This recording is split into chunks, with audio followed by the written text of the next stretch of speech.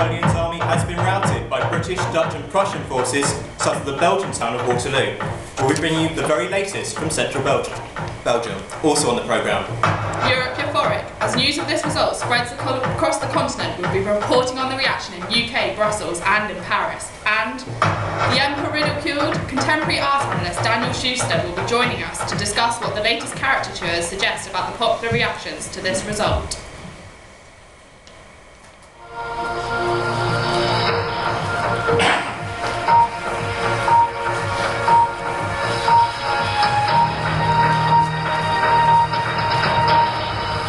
Hello and welcome to BBC News. I don't think it would have done if I had not been there. Those were the words of the Duke of Wellington earlier today, commenting on his latest victory.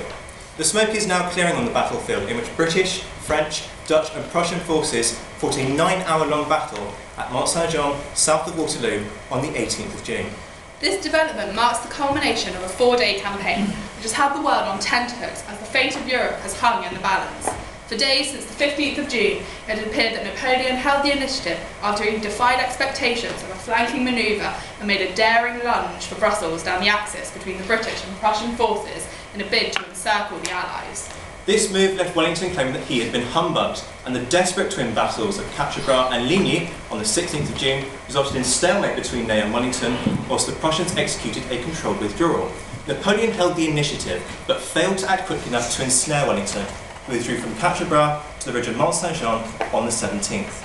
In a move which demonstrates the strength of the alliance between the two armies, Marshal Blucher, the commander of the Prussian forces, decided not to withdraw along his own lines of communication, but instead moved parallel to the British as they retreated towards the Belgian capital of Brussels.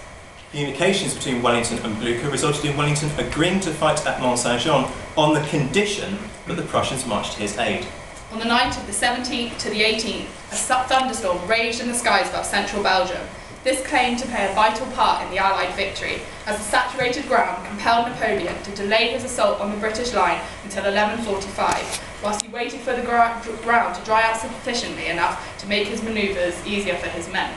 Beginning with the bombardment of the Allied ridge by guns amassed in the Grand Battery, Rail's Second Corps advanced to take the chateau of Hougoumont, one of 3 positions which Wellington had occupied with elite troops in order to funnel French attacks along much smaller fronts.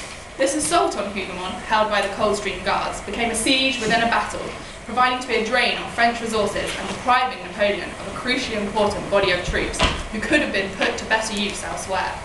At around 1:30 p.m, d'Erlon's corps, totalling around 17,600 men, advanced in the first major assault on a kilometre-long section of the British line. For a time it appeared that this hammer blow would succeed in breaking through the British right, until the Union and Household Heavy Cavalry brigades launched a devastating successful charge against d'Erlon's flank, shattering much of his corps. However, this elated success, the British cavalry overstretched themselves, charging all the way to the French lines, where they failed to immobilise the French cannons and were cut off by the French hussars and lancers. Meanwhile, the French bombardment of the Allied ridge continued, and shortly before 4 p.m, Wellington ordered some of his forward units to pull back behind the crest of the ridge upon which they had been posted, and take shelter on the reverse slope with the remainder of the army. It would seem that Marshal Ney mistook this for a full-scale retreat and launched a huge body of cavalry against the Allied lines, bombarded by Allied cannons as they approached the ridge, and subsequently under fire from Allied battalions formed in squares. The French launched a series of futile charges against the Allies. Initial reports suggest that around 10,000 cavalry were deployed in this manner between 4 and 6 p.m, all to no avail.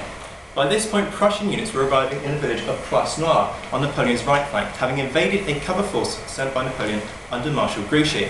Over the following 3 hours, this village desperately changed hands repeatedly as Napoleon sought to hold the Prussians at arm's length, while simultaneously driving the Anglo-Dutch army from the field.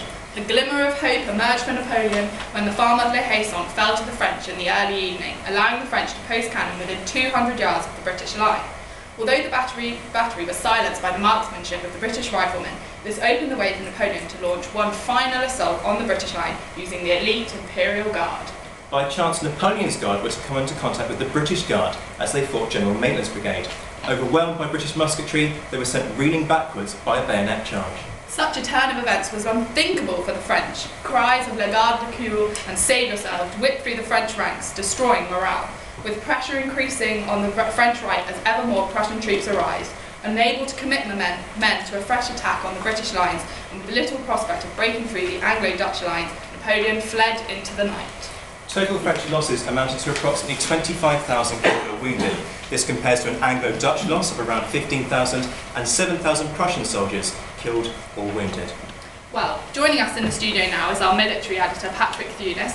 Welcome, Patrick.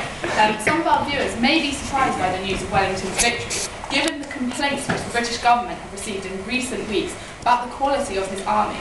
Can you just outline to us what he was referring to? Well, probably Wellington's concern has generally been negligible. Recently, the letter to the Bathurst revealed Wellington's dissatisfaction with the artillery drivers and gun troops. Also, there are only around 196 guns available for service in Belgium at this time. Wellington had also been frustrated with issues over supplies. And there was recently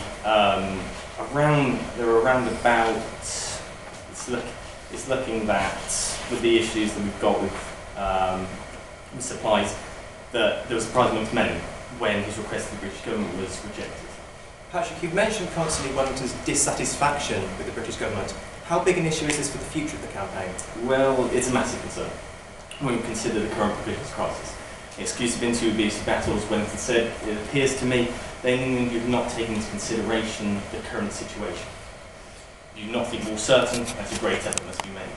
In another interview with a local journalist, Wellington decried his staff as inexperienced and incapable. So how will this impact Wellington's credibility? People will inevitably ask questions about the validity of Wellington's claims, given the recent result at Waterloo. Well, it's true that his Waterloo army was not of the same quality as that which he led at the First Peninsula War. Events in the New World have meant that units from that army have been deployed across the world in defence of the Empire.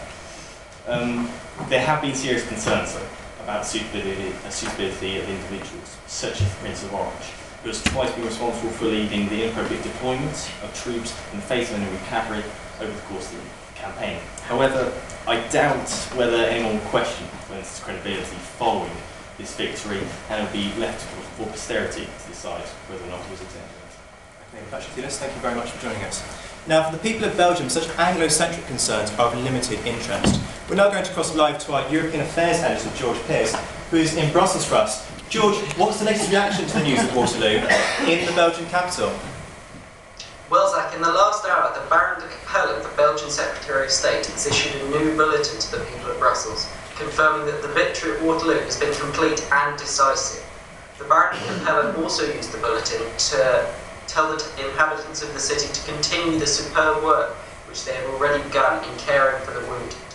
Since April, many critics within Wellington's camp have been questioning the intentions of the Dutch and Belgians. Confusion within the camp with such rumours is creating a much disorganised situation for Wellington. In another interview with me a few months ago, Wellington confirmed that he had become aware of such rumours. Now, though,